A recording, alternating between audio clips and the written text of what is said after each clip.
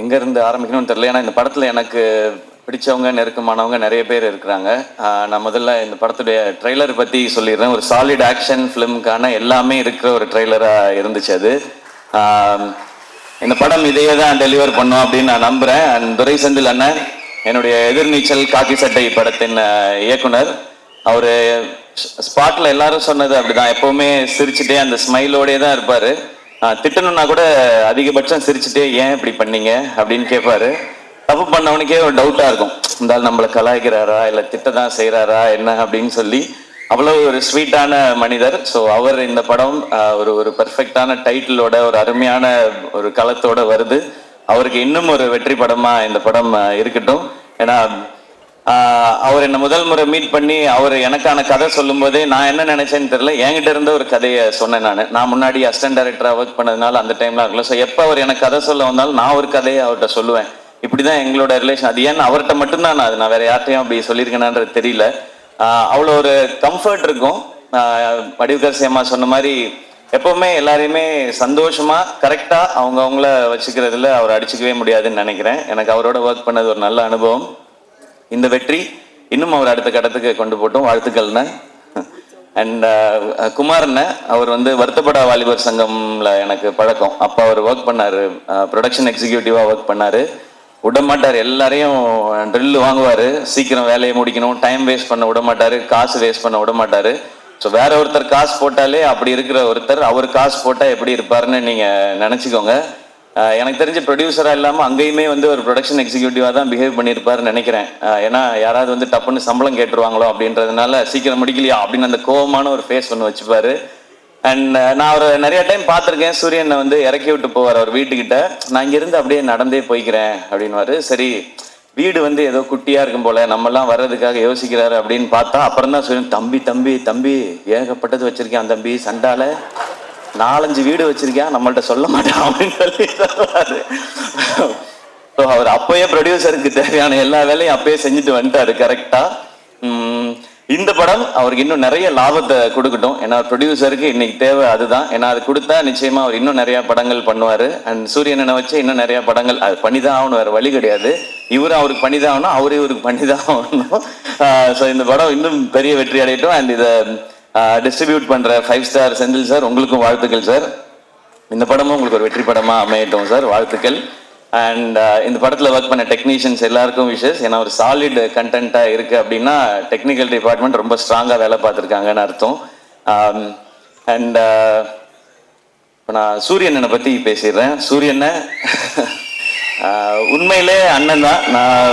நான் ஜென்ரலாக இப்போ நான் திருச்சி பக்கத்துலேருந்து வந்ததுனால என்னை விட கொஞ்சம் வயசு மூத்தவங்களை பார்த்தா நான் அண்ணன் பேசி பழக்கம். எனக்கு அது சேனலில் இருக்கும் பொழுதுமே அப்படிதான், எல்லாரையும் அண்ணன் தான் கூப்பிடுவேன். அது ஒரு மரியாதை, இந்த ரெஸ்பெக்டுக்காக. பட் சூரியன் என்ன எப்பவுமே ஆத்மார்த்தமா நான் அண்ணன் தான் கூப்பிடுவேன், அவரும் என்ன ஆத்மார்த்தமா தம்பின்னு தான் கூப்பிடுவாரு.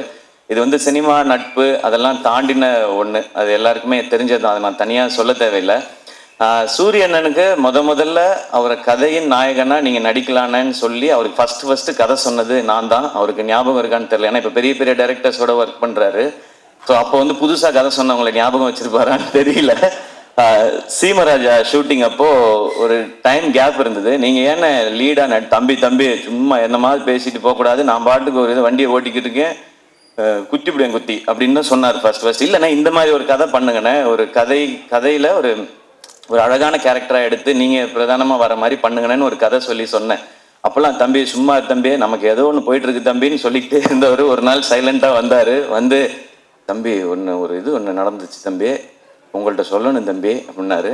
என்னண்ணே நான் ஏதோ பிரச்சனை போல அப்படின்னு நினச்சேன். சரி நேரில் வாங்கினேன்னா, தம்பி அதான் தம்பி வெட்டு என்ன கூப்பிட்டாரு தம்பி அப்படின்னா, அண்ணா சூப்பர்ண்ணே, என்னண்ணே என்ன படம்னே அதான் தம்பி நம்மளை ஒரு இதாக வச்சு அப்படி ஒரு படம். அண்ணா என்னண்ணே சொல்கிறீங்க சூப்பர்ண்ணே அப்படின்னு. தம்பி நமக்கு தான் கொஞ்சம் பதட்டமாக இருக்குது தம்பி, அண்ணன் சூப்பரு ஆனால் எப்படி தம்பினாரு. ஆனால் கண்ணை மூடிக்கு போய் அவர் சொல்கிறத கேட்டு நடிச்சுட்டு வந்துருங்கண்ணே, உங்களோட டைமென்ஷனே மாற்றிடுவார் தம்பி, அவர் அந்த படம் பண்ணிடுவோம் தம்பி, அதுக்கப்புறம் என்ன செய்யற தம்பி, யார் கூப்பிடாம விட்டான், என்ன நான் என்ன பண்றேன். அப்பெல்லாம் இல்லைண்ணே, நீங்க ஃபர்ஸ்ட் போங்கண்ணே, உங்களுக்குள்ள இருக்க டேலண்டா அவர் வெளியில கொண்டு வந்துருவாருண்ணே. அதை பார்க்கும் பொழுது இங்க எல்லாருக்கும் தேவைண்ணே. இப்படி ஒரு சேது பிரதர் சொன்ன மாதிரி தான், இப்படி ஒரு முகம் வந்து தேவை எல்லாருக்கும். இந்த மாதிரி கதை சொல்றதுக்கு நீங்கள் போங்க, அந்த எக்ஸ்பீரியன்ஸே நல்லா இருக்கும் அப்படின்னு சொல்லி அது எனக்கு கேட்கும்போதே சந்தோஷமா இருந்துச்சு. அப்போ நான் சொன்னேன், இதுதான் உங்கள் லைஃபோட பிக்கஸ்ட் டேர்னிங் பாயிண்ட், இந்த மொமெண்ட் தான். எனக்கு அப்போ என்ன கதைன்னு தெரியாது, என்ன படம் வரப்போகுதுன்னு தெரியாது. நான் வெற்றி சார் மாதிரி ஒருத்தட்ட போகும்பொழுது சூரியன் என்னவா வருவார். ஆனால் சூரியனோட டேலண்ட் பற்றி நிறைய தெரியும். நான் தான் அதிக நேரம் அவரோட எனக்கு தெரிஞ்சு நிறைய படங்கள் பண்ணதுனால நிறைய நேரம் செலவழிச்சிருக்கேன்னு நினைக்கிறேன். காமெடி பண்ணுற ஒருத்தர்னால எமோஷன்ஸையோ சீரியஸான விஷயத்தையோ நிச்சயமாக சாலிடாக பண்ண முடியும். காமெடி பண்ணுற யாரையும் அண்டர் எஸ்டிமேட் பண்ணிடாதீங்க. அதுக்கு இன்னொரு எக்ஸாம்பிள் சூரியனை.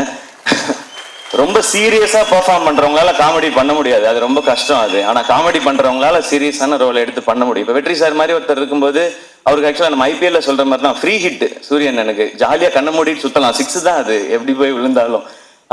அப்படி ஒரு பர்ஃபார்மன்ஸ் அந்த படத்தில் கொடுத்து தன்னை வந்து நிலைநிறுத்திக்கிட்டாரு. இப்போ ஆனால் கேட்டால் சொல்வார், ஆனால் ஹீரோ ஆயிட்டீங்க எப்படின்னா, தம்பி அதெல்லாம் இல்லை தம்பி, நம்ம பிச்சு போடுவேன், இன்னொரு வாட்டி இதே ட்ராமா அவங்க பண்ணவே கூடாது, அடுத்தடுத்து அதான் பண்ணுறீங்கன்னா. அப்புறம் கொட்டுக்காளி நாங்கள் பண்ணியிருக்கோம். ஸோ வெற்றி சார் வந்து விடுதலைன்னு ஒரு படத்தில் சூரியனனுக்கு இப்படி ஒரு அடையாளத்தை கொடுத்துருக்காரு. அதுலேருந்து 1% கூட கீழே இறங்கிடக்கூடாது, அது கரெக்டாக இருக்கணும்னு சொன்னாங்கன்னு சொன்னாங்க. ஆனால் கொட்டுக்காளி படத்தில் ஒரு ஸ்டெப் அதை விட நெக்ஸ்ட் ஸ்டெப் இருக்குன்னு நான் நம்புகிறேன் சார். ஸோ அது வந்து எங்களுக்கு ரொம்ப வினோத் இங்கே இருக்காப்புல அந்த படத்தில் ரொம்ப இன்னும் ஒரு புதுசான ஒரு சூரியனை நீங்கள் டெஃபினட்டாக பார்ப்பீங்க. அண்ட் இந்த படம் ஃபுல்லான ஆக்ஷன். அவருக்கு ஆக்ஷன் பண்ணுறது ஒரு பெரிய விஷயம் இல்லை, ஏன்னா அவர் எப்போவுமே வந்து ஒர்க் அவுட்லேயே தான் இருப்பார். நான் வந்து ஜாலியாக சாப்பிட்டுட்டு சுற்றிட்டு இருப்பேன் ஷூட்டிங்லலாம். அவர் எப்போவுமே தம்பி ஒர்க் அவுட் தம்பி, இன்னைக்கு நான் பார் தம்பி சூப்பராக பண்ணிட்டு வரேன்னு சொல்லி ஃபுல்லாக ஒர்க் அவுட் மோட்லேயே தான் இருப்பார். ஸோ அவர் அந்த ஆக்ஷன் பண்ணுறதுக்கெல்லாம் அவர் எப்போவோ ரெடி. இப்போ அதுக்கான கதை வந்துட்டே இருக்குன்னு நினைக்கிறேன். இப்போ வந்து ரொம்ப கிளியராக இருக்காரு. நான் வந்து இனிமேல் ஹீரோவாக தான் பண்ணுவேன் அப்படின்றதுல ரொம்ப ரொம்ப கிளியராக இருக்காரு சூரியன். நிறைய டைம் இன்ஸ்டாகிராமில் உட்காந்து ஹீரோயின்லாம் செலக்ட் பண்ணிட்டே இருக்காரு. இதெல்லாம் பார்த்து தம்பி இது கரெக்டாக இருக்குமா தம்பி அப்படிலாம் சொல்லி, ஸோ அந்த லெவலுக்கு பர்ஃபெக்டாக ஒரு ஹீரோவாக எல்லாமே செட் ஆகிட்டாரு. ஸோ ஆனால் கருடன் படம் உங்களுக்கு இன்னும் ஒரு பெரிய மைல் ஸ்டோனாக இருக்கட்டும். அண்ட் கொட்டுக்காலியை எல்லாருக்கும் காட்டுறதுக்கு நான் வந்து காத்திருக்கேன். எல்லாரும் அதை பார்க்கணுன்னு நான் ஆசைப்படுறேன். சீக்கிரம் கொண்டு வந்து முக்கியமாக வெற்றி சார்ட்ட ஃபர்ஸ்ட் காட்டணும். ஏன்னா கொட்டுக்காளி படம் பற்றி எல்லாம் தெரியறதுக்கு முன்னாடியே வெற்றி சார் வந்து எல்லாத்தையுமே இந்த படம் ரொம்ப ரொம்ப ஸ்பெஷல் ஃபிலிமாக இருக்கும்னு சொல்லி டைரக்டரை வந்து பயங்கரமாக அப்ரிஷியேட் பண்ணி சொன்னாங்க. ஸோ உங்கள்ட்ட காட்டுறதுக்காக வெயிட் பண்ணிட்டு இருக்கோம் சார். அண்ட் சூரியன் இந்த படத்தில் நடித்தது மாதிரியே அவருக்கு சப்போர்ட் பண்ணணும் அப்படின்றதுக்காக சசிகுமார் சார் அவங்க இந்த படத்தில் இணைஞ்சிருக்காங்க. சசி சார் எல்லாருக்குமே தெரியும், எல்லாருக்கும் வந்து அவங்கள ரொம்ப பிடிக்கும். எந்த அளவுக்கு ஜெனுவின்றது எல்லாருக்குமே தெரியும். அதுவும் கூட ஒருத்தவங்க இருக்காங்கன்னா அவங்களுக்கு எப்போவுமே கரெக்டாக சப்போர்ட்டாகவே இருக்கணும் அப்படின்னு நினைக்கிறது தான். சசி சார் உங்களை ரொம்ப ரொம்ப பிடிக்கும் சார். எனக்கு நான் நிறைய முறை சொல்லியிருக்கேன். அண்ட் உங்களை சந்தித்து உங்கள் ஆஃபீஸ்க்கெலாம் வந்து பட வாய்ப்பு கேட்கறதுக்குலாம் நிறைய முயற்சி பண்ணியிருக்கேன் சார், உங்ககிட்டையும் சமுத்திரகனி சார்கிட்டையும். இப்போ உங்களோட விழாவில் கலந்துக்கிறதும் எனக்கு சந்தோஷம். நானும் சூரியன் மாதிரி உங்க கூட ஏதாவது ஒரு படத்தில் நடிச்சேன்னா இன்னும் ரொம்ப சந்தோஷப்படுவேன்னு நினைக்கிறேன் சார். அது சீக்கிரம் அமையும் நான் நம்புகிறேன். கனியண்ண தேங்க்யூ உங்களோட பாசிட்டிவிட்டிக்கு. நீங்கள் ஷூட்டில் இருக்கும்போது அந்த ஆக்டர்ஸ் எல்லாருக்கும் எப்படி அந்த ஸ்ட்ரென்த்தை கொடுப்பீங்கன்றது தெரியும், அந்த சந்தோஷத்தை கொடுப்பீங்கன்றது தெரியும்னு. நீங்கள் வந்து நான் சூரியன் எல்லாருமே பிகினிங் ஸ்டேஜ்லேருந்து நீங்கள் வந்து கூடவே எங்களுடைய படங்களில் நடிக்கும்போதுலேருந்து எங்களை நீங்கள் தட்டி கொடுத்துட்டு வந்துட்டே இருந்திருக்கீங்க. அதுக்கு ரொம்ப ரொம்ப நன்றிங்க. Yuvan Shankar Raja sir music. So அவருக்கு எங்களுடைய பெஸ்ட் விஷஸ். ஏன்னா சூரியனை ஹீரோ, யுவன் சார் மியூசிக் அப்படின்போது எனக்கு அது ஒரு எக்ஸ்ட்ரா சந்தோஷமாக இருக்குது. ஸோ இந்த படத்தில் ஒர்க் பண்ண நடித்த எல்லாருக்கும் ஒரு ஸ்பெஷலான ஃபிலிமாக அமையட்டும். இந்த படம் May 31 ரிலீஸ் இல்லைண்ணே? ஓகே, May 31 ரிலீஸ் ஆகுது. தேட்டரில் வந்து பாருங்கள். எல்லாருக்கும் பிடிக்கிற ஒரு சாலிட் ஒரு ரூரல் என்டர்டெய்னராக, ஒரு கமர்ஷியல் என்டர்டெய்னராக நிச்சயமாக இருக்கும். அண்ட் வடிவுகரசியமாக நிச்சயமாக எனக்கும் உங்களோட நடிக்கணுன்ற ஆசை நிறையவே இருக்குது. ஆனால் அது ஏதோ சின்னதாக பண்ணிடக்கூடாது. இது நான் மேடைக்காக சொல்லவே இல்லை. நான் லாஸ்ட் டைம் உங்கள்கிட்ட ஃபோனில் பேசும்போது சொன்னது தான். உங்களோட இன்டர்வியூ பார்த்துட்டு இப்போ நீங்கள் இவ்வளோ சொன்னதுக்கு அப்புறம் ஒரு ரோல் அது இருக்குன்னா அது உண்மையிலே அது ஸ்பெஷலாக இருந்து உங்களை கூப்பிட்டு அது கொடுத்தா தான் உங்களுக்கும் உங்களுடைய எக்ஸ்பீரியன்ஸ்க்கும் உங்களுடைய டேலண்ட்டுக்கும் நாங்கள் கொடுக்குற ரெஸ்பெக்டாக இருக்கும்னு நான் நினைக்கிறேன். ஆல்வேஸ் லவ் யூமா ஃபார் யர் ஜெனுவினிட்டி. நீங்கள் இவ்வளோ பெரிய எக்ஸ்பீரியன்ஸில் இருந்துட்டு இந்த பசங்கள்லாம் சின்ன பசங்க தானே அப்படிலாம் யோசிக்காமல் நீங்கள் அவ்வளோ அன்பாக இருக்கீங்க. இது உங்கள்கிட்ட இருந்து நாங்கள் கற்றுக்க வேண்டிய குவாலிட்டின்னு நினைக்கிறேன். So once again thank you. இந்த விழா கூப்பிட்ட எல்லாருக்கும் என்னுடைய நன்றி. கருடன் மிகப்பெரிய வெற்றி அடையட்டும். நன்றி. ரவி. இந்த வீடியோ உங்களுக்கு பிடிச்சிருந்தா ப்ளீஸ் லைக் அண்ட் ஷேர் பண்ணுங்க. மறக்காம எங்க சேனலை சப்ஸ்கிரைபும் பண்ணுங்க.